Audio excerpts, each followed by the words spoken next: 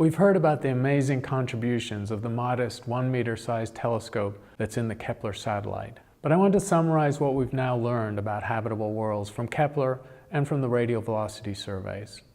For most of the past 5 or 6 years, the lion's share of exoplanets have been discovered by Kepler using the transit technique, whereas in the first 15 years of exoplanet discovery, most exoplanets were found by the Doppler method. Kepler is entering its waning years with diminished capability, so it's a good time to summarize what we've learned about Earth-like worlds. From Kepler data, we can look at the distribution of the sizes of exoplanets. Remember that Kepler can only detect the size of a planet, not its mass. You need the Doppler method for that.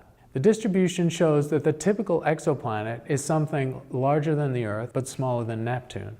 But an enormous number of Earth-like and potentially habitable worlds have been found. Essentially 700 super-Earths, or planets within a factor of 3 of the Earth's size, and another 200 that are truly Earth-like. Since almost all of these are potentially habitable, depending on where they are in their orbits, that's close to 1,000 habitable Earth-like worlds been found just by one mission, and mostly in the last 5 years. An extraordinary yield. Kepler runs out of steam trying to find things much smaller than the Earth. The absolute limit for Kepler is something like Mars. But for the census of Earth-like planets, Kepler will produce a definitive number when all its data has been analyzed. If we put all the data on exoplanets by all available detection techniques together, we can see the important distribution in terms of the size of the planet and the period of the orbits. Earth, of course, is the benchmark here. Notice that exoplanets do not uniformly fill this plane of parameters. There are potentially gaps. In fact, there seems to be a deficit of planets slightly larger than a super-Earth and smaller than Neptune. It's not fully understood. However, with time, we have eventually found some giant planets that are in solar system type architectures. Remember, it takes Jupiter 12 years to orbit the Sun, so we would have needed at least a decade of data to even start to find Jupiters in normal Jupiter-type orbits in other star systems. They are being found, but it's still not totally clear whether our solar system's architecture is normal. One way in which our solar system's architecture does not appear to be normal is in terms of the eccentricity of the planets. This was suspected early on based on the first 100 exoplanets found by the radial velocity technique. But if now we look at the eccentricity and periods of thousands of exoplanets, we see the persistence of large eccentric orbits for exoplanets. Remember that in our solar system, most of the planets have eccentricities or deviations from circular orbits by less than 10%. Yet we see a large fraction of the exoplanets with eccentricities much greater than 10%, ranging up to 50%. It's not entirely clear why this is. For example, exoplanets with high eccentricities may not be long-term stable, whereas planets in our solar system are. This high eccentricity may indicate there's more chaos in exoplanet orbital systems than in our solar system. There are mechanisms which over time will reduce the eccentricity of orbits in a planetary system and make them more circular. We believe this happened in the solar system, but for some reason it has not happened in most of the exoplanet systems. We still do not know if our solar system is entirely typical. Another way our solar system may not be typical is, as we've seen, the most abundant kinds of planets are super-Earths or sub-Neptunes. We have no super-Earths in our solar system. This histogram shows the rate of discovery of exoplanets since the first discoveries in the late 1980s and early 1990s. You can see the extraordinary surge due to Kepler, and in particular, in 2 data releases from the last 3 years, over 2,500 exoplanets have been discovered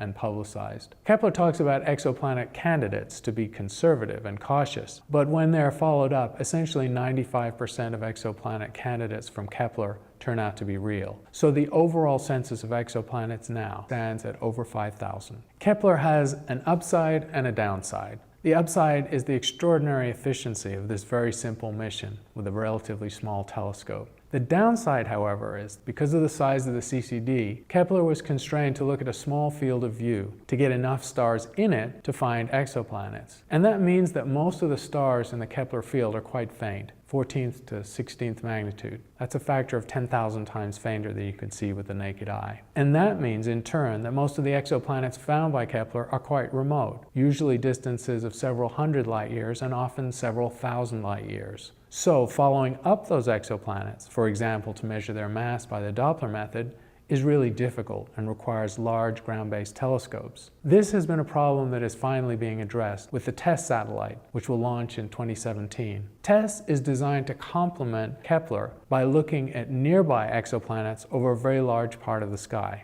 essentially a majority of the night sky. So Kepler will have its extraordinary data complemented by TESS, which will find brighter, more nearby exoplanets over the whole sky that are much more amenable to follow-up, including the search for biomarkers with large ground-based telescopes. It's a very exciting development. The field of exoplanets has enormous momentum because of Kepler and the follow-up missions, and the capabilities of large ground-based telescopes. TESS is also going to be able to look for exoplanets around M-dwarfs. Remember, there are 100 red dwarfs for every Sun-like star, and Kepler was mostly focused at looking for exoplanets around Sun-like stars. But those M-dwarfs, of course, are exceedingly faint, so only an all-sky survey like TESS can find M-dwarf planets. And it turns out that most of the habitable real estate in the universe is going to be around M-dwarfs. So the exoplanets found around M-dwarfs are extremely important. Also for a second reason, because the star is so faint, blotting the star out to see the feeble reflected light from the planet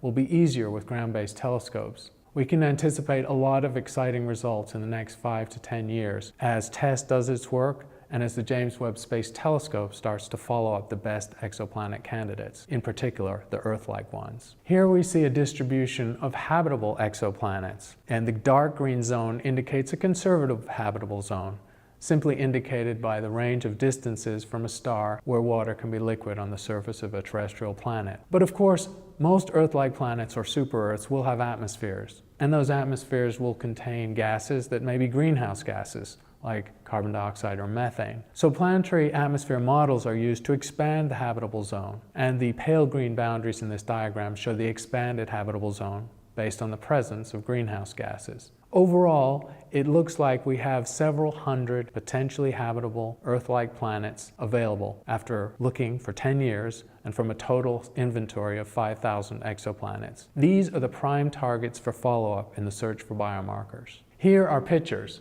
not true images, but imagined images, of several dozen of the nearest habitable worlds, almost all found in the last 5 years. A team at the University of Puerto Rico calculates what's called a Habitability Index, which combines information on the planet's size, its mass, likely greenhouse gases, eccentricity of its orbit, and so on, into one number. In this scale, 0 is completely uninhabitable, and 1 is the Earth, perfect.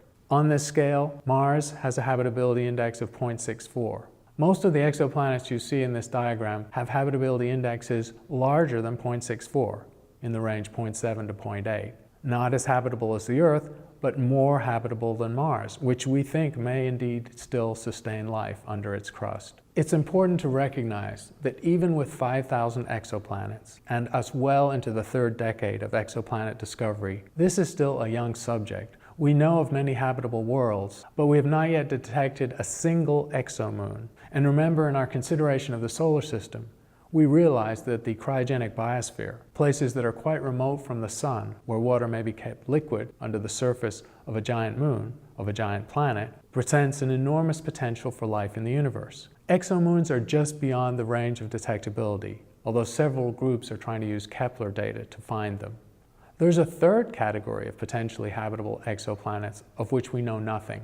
In simulations of solar systems as they form, in the chaotic phase, it is quite often that planets are ejected from the system into interstellar space. And it's fairly likely that some of those ejected exoplanets will be Earth-like or be able to hold significant atmospheres that keep a biosphere intact. So it is possible, of course, for life to exist without a star on some of these ejected worlds. They're called nomads. In some of the simulations, there are as many nomads produced as planets that are retained in the system. We know of no way to detect nomads except by the microlensing method, and not a single nomad has been detected yet, although some could clearly be habitable. Many people enjoyed the movie Avatar by the director James Cameron, about life on an exomoon of a giant planet. The search for exomoons is probably the current frontier in exoplanet work, along with the search for biomarkers on Earth-like planets. There are two of the detection methods which have the potential to detect an exomoon, perhaps a moon the size of Ganymede, or our Earth's moon. One is the microlensing method, which has extraordinary sensitivity, and in principle can get down to a moon mass. The disadvantage of microlensing, however, is there's no possibility to follow up, because the microlensing is caused by one star system that passes in front of another, never to repeat. People are combing through the Kepler data to look for the faintest hint of a secondary shadow caused by an exomoon from an already discovered exoplanet. 3 groups are doing this, and any of them may succeed within the next few years. Either way, exomoons is the next frontier of exoplanet research. We can take all the work done on exoplanets so far by all the different techniques, and in this, microlensing, although it has yielded relatively few exoplanets, is a very important cross-check on the completeness of the transit method and the radial velocity method. We can take all this information, deduce the incidence rate of planets around all stars in the Milky Way galaxy. This is going to give us the census of exoplanets and habitable Earth-like worlds in the Milky Way. Here's the histogram. And you can see that essentially 1 in 6 stars in the Milky Way galaxy has an Earth-like planet. Not all those planets will be habitable, but that's an extraordinary inventory of terrestrial worlds in our galaxy. Finally, we can see where we've come in terms of the Drake equation. Remember that the Drake equation frames a way of calculating the number of intelligent, communicable civilizations in the Milky Way galaxy at any time, the number of potential pen pals. The first few factors are astronomical, and they are now determined. Kepler alone has determined one of the factors in the Drake equation. We start with the total census of stars in the Milky Way, 200 billion. And now, including super-Earths as well as Earths, essentially half of those stars are likely to have an exoplanet. Drop by another factor of 10 to produce the number of habitable Earth or nearly Earth-like worlds, 20 billion. Take a little while to let that sink in. Also, recognize that the Milky Way is just one galaxy in a universe with 100 billion galaxies. So the number of habitable Earth-like or nearly Earth-like worlds in the universe is 20 billion times 100 billion. And that, if you're keeping track, is 10 to the power 21. That's 1,000 billion potential biological experiments in the universe. An extraordinary number. And you can see how unlikely it would be for all of them to be sterile, for us to be alone in the universe. The next factors in the Drake equation are also potentially within reach. The next factor is how many times a potentially habitable world actually hosts life. And the biomarker experiment we expect to conduct in the next 5 to 10 years should start to pin down that number by showing what fraction of Earth-like worlds have their atmospheres altered by microbial activity, by metabolism. The later factors in the Drake equation are going to be harder to nail down. And that, of course, is what the SETI experiment is for. Either way, it's an extraordinarily exciting time in astrobiology.